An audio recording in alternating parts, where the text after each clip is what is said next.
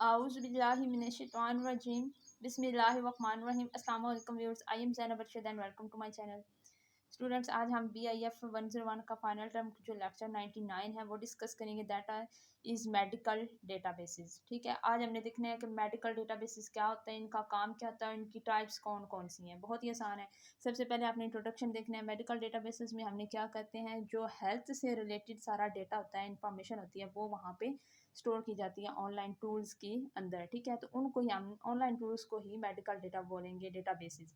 इसमें इंट्रोडक्शन क्या है, इंफॉर्मेशन इन हेल्थ केयर में be called as health informatics. ठीक है, जो भी हेल्थ केयर से रिलेटेड इंफॉर्मेशन होती है वो ऑनलाइन टूल्स जो हैं, कंप्यूटराइज टूल्स जो हैं, उनके अंदर स्टोर की जाती है, उनको हम मेडिकल डेटाबेसेस या हेल्थ डेटाबेसेस कहते हैं। इट डील्स, इसका काम क्या होता है, it deals with the resources, devices, and methods required to optimize the acquisition, storage, retrieval, and use of information in health and biomedicine। ठीक है, इसका काम क्या है, इसका काम होता है डेटा को कलेक्ट करना, कलेक्ट करने के बाद उनको डिफरेंट फॉर्म्स में ऑर्गेनाइज करना, ऑर्गेनाइज करके उनको स्टोर करना और उनके वो ऐसी जगह पे स्टोर करके रखना जहाँ से वो बाद में हमें इजीली असेसेबल हो। ठीक है, तो असेसिबिलिटी भी वहाँ से लेना, यानी रिट्राइवल करना। अच्छा, रिट्राइवल का मतलब यही होता है कि एक चीज़ है, ठीक है, वो हमने एक जगह जो एक डेटाबेस के अंदर स्टोर की हुई है, अब हम जब चाहें वो इन्फॉर्मेशन दोबारा देखना चाहते हैं तो वो उसी डेटाबेस से हम क्या करेंगे, डेटा निकाल लेंगे। तो जिस डेटाबेस से हम डेटा निकालेंगे उसी डेटा को कहते हैं डेटा रिट्राइव करना। ठीक है, तो इसमें क्या है कि ये डील करता है रिसोर्सेज से, यानी मुख्तलिफ हेल्थ रिसोर्सेज की इन्फॉर्मेशन को क्या करेगा, उनको स्टोर करेगा मुख्तलिफ डिवाइसेस के अंदर। हम इसके मुख्तलिफ डिवाइसेस के अंदर ये टूल्स यूज़ कर सकते हैं और उसको ऑप्टिमाइज़ करके ऑर्गेनाइज़ करेगा, स्टोर करेगा और फिर रिट्राइवल, यानी जब ज़रूरत पड़ेगी तो डेटा निकालने में और उस डेटा तक एक्सेसिबिलिटी हासिल करने में भी हेल्प करेगा। और वो इन्फॉर्मेशन, कौन सी इन्फॉर्मेशन को, जो कि बायोमेडिसन में या हेल्थ के या मेडिसन के शोबे में इंफॉर्मेशन यूज़फुल होती है, उसके लिए। नेक्स्ट है डेटाबेसेस की, उन्होंने फिर नेक्स्ट इंट्रोडक्शन में बताया मेडिकल डेटाबेसेस क्या करते हैं, स्टोर करते हैं और मेडिकल इंफॉर्मेशन प्रोवाइड करते हैं। The premier databases for biomedical literature is National Library of Medicine, NLM जो है इसका एब्रीविएशन है। यहाँ से आपने ये MCQs और शॉर्ट क्वेश्चन याद रखना है। सबसे पहले तो शॉर्ट क्वेश्चन आ सकता है कि मेडिकल डेटाबेसेस की तारीफ़ करें और उनकी एग्जांपल दें। तो आपने मेडिकल डेटाबेसेस में एग्जांपल देनी है तो ये आगे एग्जांपल लिखी हुई है, मेडलाइन एंड पबमेड। तो ये भी इनके एब्रीविएशंस हैं ऑनलाइन टूल्स के, जहाँ पर मेडिकल डेटाबेसेस जो है काम करता है, वहाँ पे इनकी इंफॉर्मेशन ये मेडिसिन से रिलेटेड से स्टोर करता है। तो प्रीमियर डेटाबेसेस वही डेटाबेसेस होता है, ठीक है, जो कि एक नॉन प्रॉफिट, नॉन गवर्नमेंट और सिर्फ टीचिंग पर्पज़ के लिए हॉस्पिटल्स या मुख्तलिफ अदारों में यूज़ किया जाता है। डेटा प्रीमियर डेटाबेसेस है, ठीक है, जिसमें डॉक्टर्स प्रैक्टिस करने के लिए डिफरेंट जाते हैं, ये क्या कहते हैं उनको, हॉस्पिटल्स में या मुख्तलिफ जो हेल्थ सेंटर्स हैं जहाँ पर वो प्रैक्टिस करते हैं अपनी स्टडी की, अपनी डॉक्टरी की, वहाँ पर ये वाले पड़े होते हैं डेटाबेसेस। इन पर वो उनको बताते हैं कि किस तरह आप डेटाबेस के ज़रिए किसी भी मरीज़ का डेटा जो है कलेक्ट कर सकते हैं और बाद में अगर उस मरीज़ का डेटा निकालना हो तो कैसे निकाल सकते हैं। तो ये इसमें हेल्प करेगा, इसे कहते हैं प्रीमियर डेटाबेसेस। प्रीमियर डेटाबेसेस जो बायोमेडिकली यूज़ हो रहा है उसका सबसे अहम सोर्स है national Library of medicine. MCQ के लिए आपने याद रखना है NLM इसका मुखफ़िफ है और मेडलियन एक्सेसिबल थ्रू PUBMED। ठीक है, ये जो PUBMED है ये एक है ऑनलाइन टूल। ठीक, क्या टूल है ये, मेडिकल डेटाबेसेस टूल है। इसके ऊपर जब हम इसको ओपन करते हैं, ठीक है, PUB पब मेडिसन को, तो इस पर ये NLM और मेडलाइन दोनों काम करते हैं। इनकी बदौलत हम क्या कर सकते हैं, कोई भी इंफॉर्मेशन रिट्राइव कर सकते हैं और ले सकते हैं। नेक्स्ट हमारे पास आ जाता है पब मेडिसन। ये बस आपने इस तरह भी पब्लिक मेडिकल डेटा स्टोर ये समझ लें, इसका ये मीनिंग है, इसका ये इसका मुखफ़िफ है ये कि बेसिकली सर्च इंजन है। ठीक है, जो बायोमेडिकल हेल्थ जो मैटर्स हैं उनके अंदर हेल्प में करता है। तो ये किस पे ऊपर मुश्तमिल होता है, इसके पास पता है क्या, किस चीज़ की स्टोरेज होती है इस टूल के पास, इस सर्च इंजन के पास। जैसे गूगल एक सर्च इंजन है, ऐसे ये भी एक सर्च इंजन है, लेकिन ये सिर्फ मेडिकल डेटाबेसेस के हवाले से काम करता है। इसके अंदर होता है comprises of more than 24 million situations. अब ये सिचुएशंस क्या होती हैं? सिचुएशंस का भी मैं यहाँ पर आपको बता देती हूँ कि कोई भी हमारे पास एक डॉक्यूमेंट है, फर्ज क्या एक हमारे पास कोई भी डॉक्यूमेंट है, उसके अंदर जब हम विकीपीडिया पे कोई चीज़ें सर्च करते हैं, वहाँ पर उस चीज़ की, उस टॉपिक की फुल इंफॉर्मेशन आ जाती है इधर, ठीक है, ऐसे लिखी होती है पैराग्राफ में। और साथ यहाँ पर कोई सन लिखा होता है एंड पे, या किसी आर्थर का नेम लिखा होता है, या 1 2 की शक्ल में न्यूमेरिक फॉर्म में कुछ लिखा होता है। उसके ऊपर अगर हम नंबर पे या आर्थर के नाम पे क्लिक करें ना, तो उसी आर्थर के जिसका नाम लिखा होता है वहाँ पे उसकी इंफॉर्मेशन निकल आती है। तो सिचुएशंस बेसिकली क्या हैं? ये एक रेफरेंस होता है टू ए सोर्स, ठीक है, किसी सोर्स की तरफ ले जाने के लिए ये रेफरेंस होता है। ये एब्रिएटेड न्यूमेरिक एक्सप्रेशन में डॉक्यूमेंट्स की बॉडी के अंदर एम्बेडेड होता है। मैं इसकी आपको एग्जांपल दिखाती हूँ ताकि आपको समझ आ जाए।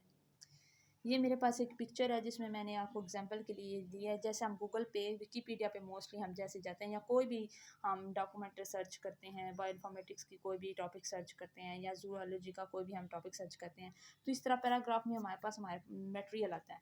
उस मटेरियल के एंड पे यहाँ पर कोई लिखा होता है लफ्ज़, किसी आर्थर का लफ्ज़ लिखा होता है, या कुछ नंबरिंग की शक्ल में लिखी होती है।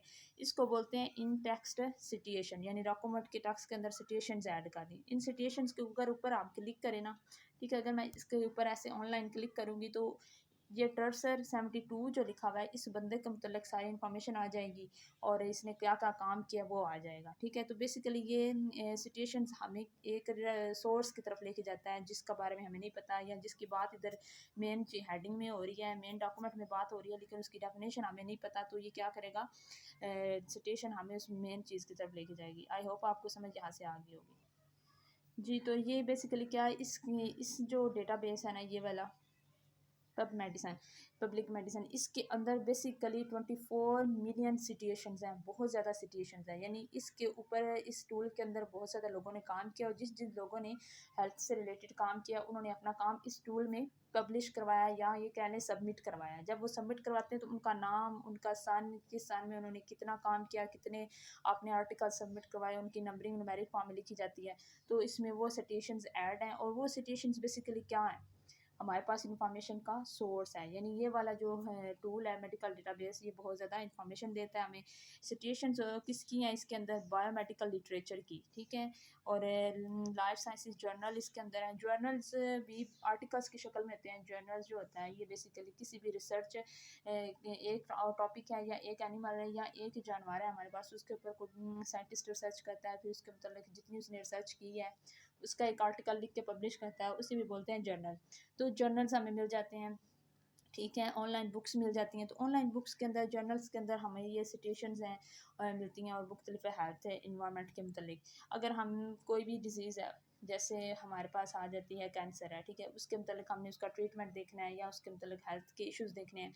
जैसे ही हम गूगल पे सर्च करेंगे, जो जो हमारे पास उसके मतलब आर्टिकल्स लिखे हुए होंगे, या जर्नल्स लिखे हुए होंगे, या बुक्स होंगे, वो जब हम ओपन करेंगे उसके अंदर सिचुएशंस होंगी। तो बेसिकली ये वही उसी उसूल पे काम करता है। सिचुएशंस के अंदर क्या होता है, may include links to full text content, यानी उनके सिचुएशंस क्या है, इस डॉक्यूमेंट के अंदर कहीं एक छोटा सा लिंक होता है, उस लिंक के ऊपर क्लिक करें तो वो हमें फुल टेक्स्ट कंटेंट दे देता है किसी भी सोर्स से, from PUB centre and publisher website. उस वेबसाइट पे जहाँ पर वो चीज़ पब्लिश हुई होती है, वो हमें उस वेबसाइट पे ले जाता है जब हम उस लिंक पे क्लिक करते हैं। तो ये नीचे जो है सारी उन्होंने ये ऑनलाइन, ये आपको करने की ज़रूरत नहीं है देखने की, बस ये आपने MCQs के लिए याद रखना है। तो ये मेडलाइन क्या है, Medline is the primary source for biomedical journal articles. अच्छा, मेडलाइन के ऊपर जो स्कॉलर्स हैं वो क्या करते हैं, जर्नल आर्टिकल्स अपने पब्लिश करवाते हैं, लेकिन वो किसके ज़रिए, कौन से आर्टिकल्स होते हैं, बायोमेडिकल, यानी मेडिसिन से रिलेटेड होते हैं, हेल्थ से रिलेटेड होते हैं, डिजीज़ से रिलेटेड होते हैं। हमें कोई भी इंफॉर्मेशन लेनी हो किसी डिजीज़ की या मेडिसिन की, तो हम इनके जर्नल्स पढ़ते हैं और इस टूल के ऊपर जाते हैं। Millions of citations to article in biomedical journal, biomedical journals के अंदर बहुत ज़्यादा सिचुएशंस ऐड होती हैं। Medline uses the MESH vocabulary, ठीक है, ये एक साइंटिफिक वोकेबलरी है, मेडिसिन में अंदर यूज़ होती है। तो वो ये इसके अंदर वो वोकेबलरी वर्ड्स यूज़ किए जाते हैं ताकि लंबी फॉर्म लिखने की ज़रूरत ना पड़े और शॉर्टकट में इनका जो डॉक्यूमेंट है वो लिखा जा सके। अदर डेटाबेस के अंदर क्या है, मेडलाइन जो था ये प्राइमरी डेटाबेस है, ठीक है। तो इसके साथ बट अदर डेटाबेसेस में आल्सो हेल्पफुल, जैसे कि एकेडमिक वन फाइल। एकेडमिक जो है ये भी एक मेडिकल डेटाबेस है, एक वेबसाइट है, अगर आप जहाँ गूगल पे देखें तो आपको मिल जाएगी। इसी तरह CINAHLI, इसका एब्रीविएशन है Cumulated Index of Nursing and Allied Health Literature है। इसी तरह फिर नेक्स्ट है साइक इन्फो है, साइकोलॉजिकल इंफॉर्मेशन डेटाबेस मेडिकल है, और वेब ऑफ नॉलेज। ये सारी वेबसाइट और ऑनलाइन टूल्स के नेम हैं, ये आपने याद कर लेने हैं जो कि मेडिकल डेटाबेस के तौर पे काम करते हैं। एकेडमिक वन फाइल क्या है, लिस्ट। एकेडमिक वन फाइल वो टूल है ऑनलाइन जिसके ऊपर क्या होता है, articles from journals covering a broad range of subject. इसमें भी जिन जिन लोगों ने जर्नल्स लिखे होते हैं उनके शॉर्टकट आर्टिकल्स लिख के इस वन फाइल एकेडमिक के जो टूल है इसके ऊपर अपलोड कर दिए जाते हैं ताकि लोगों को जल्दी एक्सेसिबल हो। While it does not primarily focus on medical topics, useful articles can still be found here. बहुत ज़्यादा ये मेडिकल को कवर नहीं करता लेकिन ये हेल्थ से रिलेटेड ही आर्टिकल्स डालता है। तो ये इसका एक स्क्रीनशॉट भी उन्होंने दिखाया है। नेक्स्ट हमारे पास है साइकोइन्फो के अंदर सर्चेस के अंदर ये एक ऐसा टूल है जिसके अंदर हम साइकोलॉजिकल जो लिटरेचर है वो डालते हैं। ये नफ्सियात के मतलब जो भी इंफॉर्मेशन होती है, नफ्सियाती बीमारियाँ, नफ्सियाती सलूशन बीमारियों के, तो वो हमने इस टूल के ऊपर हमें वो इसकी इंफॉर्मेशन मिल जाएगी। और इसी टूल के ऊपर जो होते हैं स्कॉलर्स वो अपनी सबमिशन भी करवाते हैं अपने आर्टिकल्स की। While it does not primarily focus on medical topics, useful articles can still only. इधर भी ये बहुत ज़्यादा मेडिसिन को डिस्कस नहीं करता, जस्ट ये डिजीज़ की नेचर वगैरह को डिस्कस करता है। तो साइकोलॉजिकल इंफॉर्मेशन डेटाबेस मेडिकल इसका मुखफ़िफ है। नेक्स्ट हमारे पास है वेब ऑफ साइंस, जो लास्ट वन थी। ये इसमें क्या है, ये भी एक ऑनलाइन सोर्स है, वेब ऑफ साइंस है, इसको भी गूगल पे आप सर्च कर सकते हैं। इसके अंदर भी बहुत ज़्यादा सोर्स हैं, आर्टिकल्स लिखे गए हैं वाइड रेंज ऑफ फील्ड के मतलब, जैसे कि किसके मतलब हमें आर्टिकल्स मिल जाएंगे, सोशल साइंस के मतलब, ह्यूमैनिटीज़ के मतलब, जो कि ह्यूमन्स की हेल्थ को इफेक्ट करते हैं। वो सारे जो है ना एस्पेक्ट वो आर्टिकल्स की शक्ल में इस वेब ऑफ साइंस के ऊपर पब्लिश किए जाते हैं। एक्सलेंट ये क्या है, बेसिकली एक एक्सलेंट प्लेस है to find articles from scientific journals. अगर हमें वैसे साइंटिफिक जर्नल्स नहीं मिल रहे तो हम वेब ऑफ साइंस पे जाके उनके आर्टिकल साइंटिफिक पढ़ सकते हैं और हेल्प ले सकते हैं।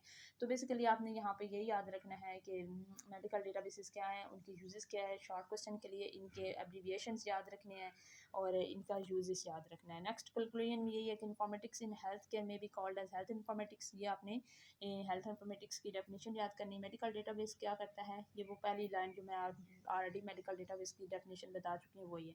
तो आज की वीडियो के लिए इतना ही। नेक्स्ट वीडियो तक दीजिए इजाज़त। अल्लाह हाफिज़।